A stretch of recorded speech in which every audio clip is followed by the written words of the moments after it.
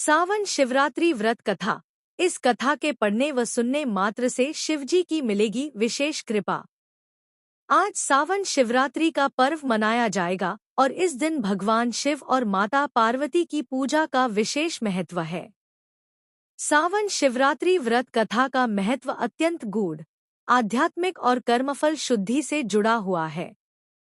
यह केवल एक पौराणिक आख्यान नहीं, बल्कि भक्त और भगवान के बीच भक्ति, तप, संयम और समर्पण का सेतु है। जो भक्त सावन मास में शिवरात्रि का व्रत श्रद्धा और कथा सहित करते हैं, उन्हें शिवलोक की प्राप्ति के साथ इस जन्म के पापों से भी मुक्ति मिलती है। सावन शिवरात्रि व्रत कथा। एक बार चित्रभानु नामक एक शिकारी था। पशुओं की हत्या करके वह अपने कुटुंब को पालता था। वह एक साहूकार का ऋणी था, लेकिन ऋण समय पर न चुका सकने पर क्रोधित साहूकार ने उसको शिवमठ में बंदी बना लिया। संयोग से उस दिन शिवरात्रि थी। बंदी रहते हुए शिकारी मठ में शिव संबंधी धार्मिक बातें सुनता रहा। वहीं उसने शिवरात्रि व्रत की कथा भी सुनी। संध्या होने पर साहूकार ने उसे बुलाया और ऋण चुकाने के लिए पूछा तो शिकारी अगले दिन सारा ऋण लौटा देने का वचन दिया। साहूकार ने उसकी बात मान ली और उसे छोड़ दिया। शिकारी जंगल में शिकार के लिए निकला, लेकिन दिन भर बंदी गृह में रहने के कारण भूख प्यास से व्याकुल था।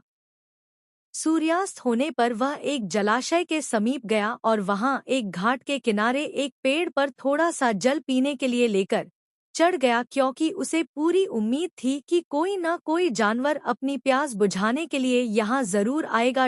वह पेड़ बेलपत्र का था और उसी पेड़ के नीचे शिवलिंग भी था, जो सूखे बेलपत्रों से ढके होने के कारण दिखाई नहीं दे रहा था। शिकारी को उसका पता न चला। भूख और प्यास से थका वो उसी मचान पर बैठ गया। मचान बनाते समय उसने जो टहनियां तोड़ी, वे संयोग से शिवलिंग पर गिरी। इस प्रकार दिन भर भूखे प्यासे शिकारी का व्रत भी हो गया और शिवलिंग पर बेलपत्र भी चढ़ गए। एक पहर रात्रि बीत जाने पर एक गर्भिणी मृगी तालाब पर पानी पीने पहुंची। शिकारी ने धनुष पर तीर चढ़ाकर ज्यों ही प्रत्यंचा खींची, उसके हाथ के धक्के से कुछ पत्ते एवं जल की कुछ बूंदें नीचे बने शिवलिंग पर गिरीं और अनजाने में ही शिकारी की पहले प्रहर की पूजा हो गई। मृगी बोली, मैं गर्भिणी हूँ, शीघ्र ही प्रसव करूंगी। तुम एक साथ दो जीवों की हत्या करोगे, जो ठीक नहीं है। मैं बच्चे को जन्म देकर शीघ्र ही तुम्हारे समक्ष प्रस्तुत हो जाऊंगी, तब मार लेना। शिकारी ने प्रत्यंचा ढीली कर दी और मृगी जंगली झाड़ियों में लुप्त हो गई। कुछ ही देर बाद एक और मृगी उधर से निकली। शिकारी की प्रसन्नता का ठिकाना न रहा। समीप आने पर उसने धनुष पर बाण चढ़ाया। कुछ बेलपत्र नीचे शिवलिंग पर जा गिरे और अनायास ही शिकारी की दूसरे प्रहर की पूजा भी हो गई। तब उसे देख मृगी ने विनम्रतापूर्वक निवेदन किया कि मैं थोड़ी देर पहले ऋतु से निवृत्त हुई हूँ। कामातुर विरहिणी हूँ। अपने प्रिय की खोज में भटक रही हूँ। मैं अपने पति से मिलकर शीघ्र ही तुम्हारे पास आ जाऊंगी। शिकारी ने उसे भी जाने दिया। 2 बार शिकार को खोकर वह चिंता में पड़ गया। रात्रि का आखिरी पहर बीत रहा था। तभी एक अन्य मृगी अपने बच्चों के साथ उधर से निकली। शिकारी धनुष पर तीर चढ़ाकर छोड़ने ही वाला था कि मृगी बोली, मैं इन बच्चों को इनके पिता के हवाले करके लौट आऊंगी। इस समय मुझे मत मारो। शिकारी हंसा और बोला, सामने आए शिकार को छोड़ दूं, मैं ऐसा मूर्ख नहीं। इससे पहले मैं 2 बार अपना शिकार खो चुका हूं। मेरे बच्चे भूख प्यास से तड़प रहे होंगे।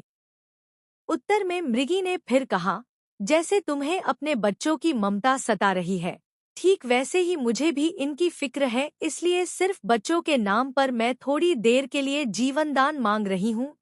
मेरा विश्वास करो, मैं इन्हें इनके पिता के पास छोड़कर तुरंत लौटने की प्रतिज्ञा करती हूँ। मृगी का दीन स्वर सुनकर शिकारी को उस पर दया आ गई। उसने उस मृगी को भी जाने दिया। शिकार के अभाव में बेलवृक्ष पर बैठा शिकारी बेलपत्र तोड़ तोड़ कर नीचे फेंकता जा रहा था। उसकी तीसरे प्रहर की पूजा भी स्वतः ही संपन्न हो गई। पौ फटने को हुई तो एक हृष्टपुष्ट मृग उसी रास्ते पर आया। शिकारी ने सोच लिया कि इसका शिकार वह अवश्य करेगा।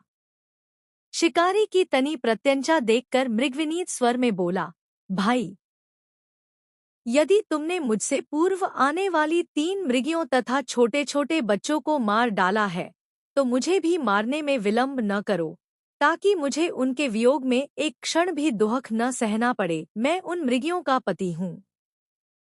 यदि तुमने उन्हें जीवन दान दिया है तो मुझे भी कुछ क्षण का जीवन देने की कृपा करो। मैं उनसे मिलकर तुम्हारे समक्ष उपस्थित हो जाऊंगा।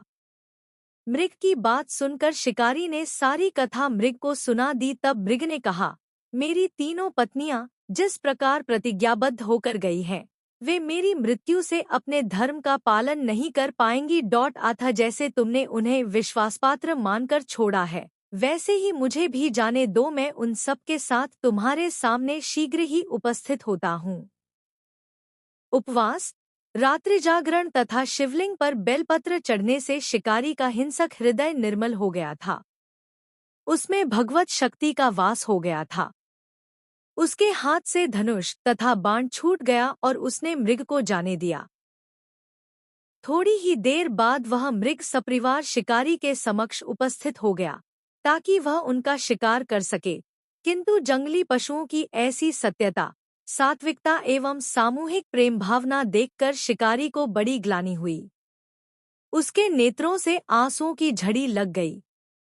उस मृग परिवार को न मारकर शिकारी ने अपने कठोर हृदय को जीव हिंसा से हटा सदा के लिए कोमल एवं दयालु बना लिया। देवलोक से समस्त देव समाज भी इस घटना को देख रहे थे। उसके ऐसा करने पर भगवान शंकर ने प्रसन्न होकर तत्काल उसे अपने दिव्य स्वरूप का दर्शन करवाया तथा उसे सुख समृद्धि का वरदान देकर गुह नाम प्रदान किया। यही वह गुह था जिसके साथ भगवान श्री राम ने मित्रता की थी। दोस्तों, अगर आपको हमारे द्वारा दी गई जानकारी अच्छी लगी हो तो वीडियो को लाइक और चैनल को सब्सक्राइब करके बेल नोटिफिकेशन को ऑल पर सेट कर ले, जिससे हमारे आने वाली वीडियो की नोटिफिकेशन आपको मिलती रहे। हमेशा खुश और स्वस्थ रहें और हमारी वीडियो देखने के लिए धन्यवाद।